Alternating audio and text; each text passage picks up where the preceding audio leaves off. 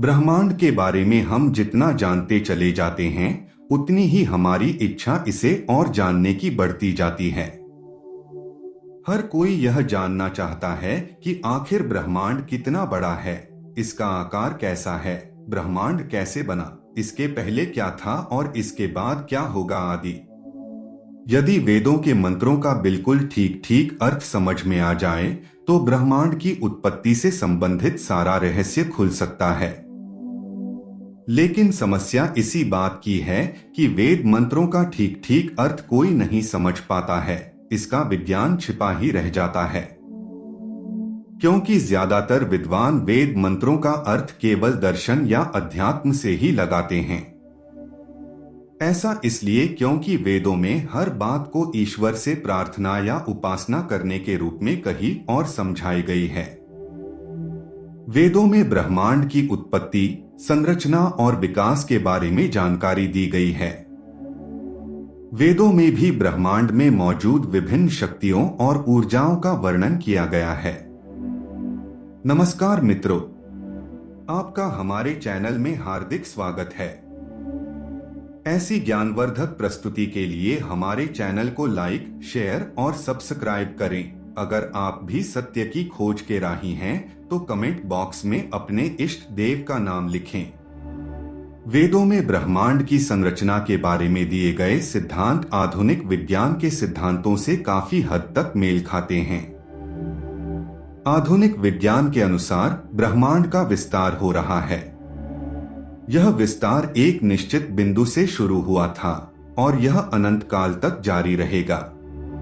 ब्रह्मांड के अंत में यह या तो सिकुड़ जाएगा या विघटित हो जाएगा।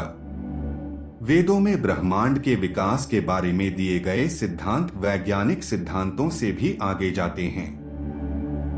वेदों में बताया गया है कि ब्रह्मांड एक चक्रीय प्रक्रिया से गुजरता है। यह सिद्धांत आधुनिक विज्ञान के सिद्धांतों में नहीं है। ऋग्वेद के नासदीय सूक्त में ब्रह्मांड की उत्पत्ति का वर्णन इस प्रकार मिलता है।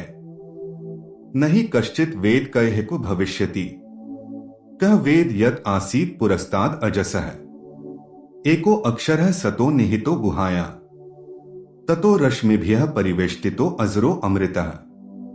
अर्थात ब्रह्मांड की उत्पत्ति से पहले कुछ भी नहीं था, केवल एक अक्षर था जो सत्य का प्रतीक है। यह अक्षर गुहा में छिपा हुआ था और यह अजर और अमर था।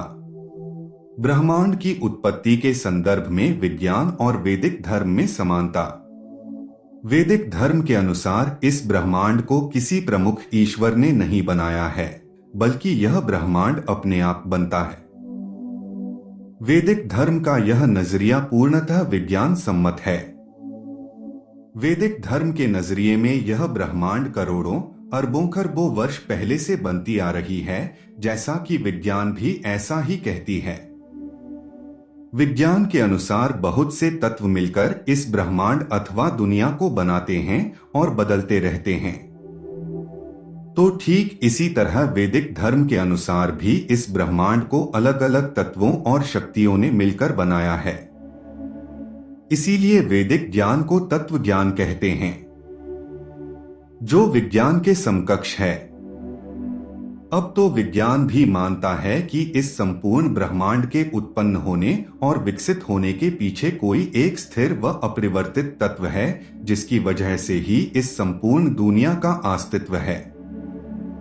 तो इस संदर्भ में वैदिक धर्म इसी तत्व को ब्रह्म तत्व कहता है, जो अचल, स्थिर और अपरिवर्तनीय है।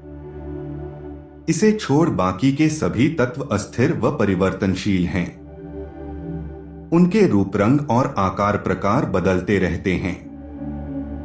उनकी संरचना भी उन्हीं के नियमों के अनुसार बदलती रहती है।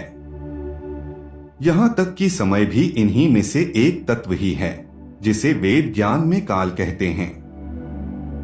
ब्रह्मांडीय काल अस्थिर व चलायमान है, जबकि ब्रह्म तत्व स्थिर व अटल है।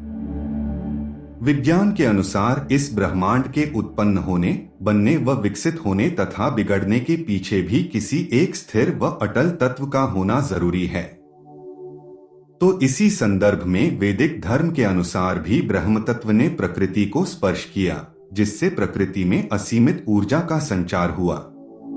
प्रकृति में असीमित ऊर्जा का संचार होने की वजह से ही यह प्रकृति अपनी निजी प्रकृति के चलते स्वयं से स्वयं को रचती चली गई। वेदों के ब्रह्मांड के सिद्धांत हमें ब्रह्मांड के बारे में सोचने के लिए नए तरीके प्रदान करते हैं। वे हमें ब्रह्मांड की जटिलता और रहस्य को समझने में मदद कर सकते हैं। धन्यवाद। हमारी प्रस्तुति को देखने के लिए दिल से आभार, और हमारा वीडियो पसंद आया हो तो लाइक, शेयर और सब्सक्राइब करें और इसे ज्ञान के इच्छुक अन्य लोगों के साथ साझा करना न भूलें।